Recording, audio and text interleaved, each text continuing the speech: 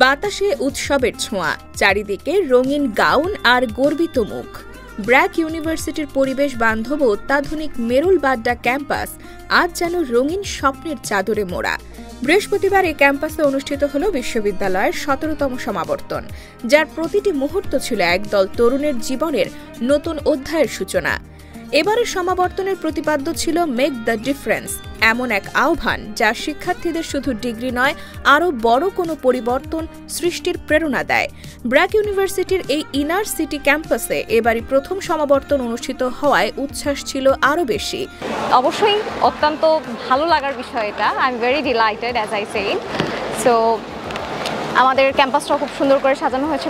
প্রথমবার আমাদের নিজের ক্যাম্পাসে হচ্ছে কনভোকেশন হচ্ছে। So it's a very interesting thing and happy thing for all of us. 34টি প্রোগ্রামের 2055 জন শিক্ষার্থী অংশ নেন এই বর্ণিল আয়োজনে। ক্যাম্পাসের প্রতিটি কোণে ছড়িয়েছিল আনন্দ, সেলফির ঝলক আর পরিবারের গর্ব মেশানো হাসি। 15টি স্নাতক প্রোগ্রাম থেকে 1592 জন, 16টি স্নাতকোত্তর প্রোগ্রাম থেকে 437 জন আর 3টি পোস্ট গ্র্যাজুয়েট ডিপ্লোমা প্রোগ্রাম থেকে 26 জন শিক্ষার্থী আনুষ্ঠানিকভাবে ডিগ্রি অর্জন করেন। শিক্ষা জীবনে অসাধারণ সাফল্যের স্বীকৃতি হিসেবে 2 শিক্ষার্থীর হাতে তুলে দেওয়া হয় চ্যান্সেলরের গোল্ড মেডেল আর 28 জন শিক্ষার্থী পান ভাইস চ্যান্সেলরের গোল্ড মেডেল। গর্বে উজ্জ্বল তাদের মুখ যেন অন্যদেরও আরও বড় স্বপ্ন দেখার সাহস যোগায়। অনুষ্ঠানের অন্যতম আকর্ষণ সমাবর্তন বক্তা Adam Habib. This is a notable moment in your life, and it is one to savor and celebrate. But it is also a moment that you should remember that you would not be here had it not been for the support of your loved ones. অনুষ্ঠানে প্রধান অতিথি হিসেবে উপস্থিত ছিলেন সরকারের বিদ্যুৎ, জ্বালানি ও খনিজ সম্পদ মন্ত্রণালয়ের উপদেষ্টা মোহাম্মদ ফাউজুল কবির খান, যিনি চ্যান্সেলরের গোল্ড মেডেল প্রদান করেন। Just to prove that this is not an AI generated speech. But it's not a problem because I come at a comfortable time because the heavy lifting has already been done by the convocation speaker and also by the chairperson Tamara Abed.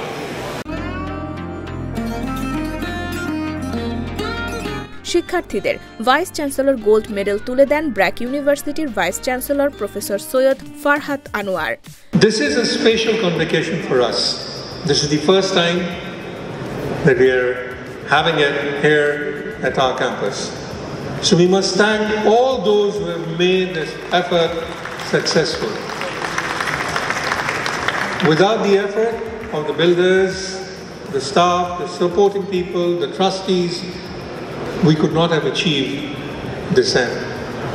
এছাড়া উপস্থিত ছিলেন board of ট্রাস্টিজের chairperson Tamara Hasan Abed, ইউজিসির সদস্য professor M Anwar Hossain এবং ভ্যালিডিক্টোরিয়ান হিসেবে বক্তব্য দেন চ্যান্সেলরের gold medal প্রাপ্ত রানা তাবাসসুম।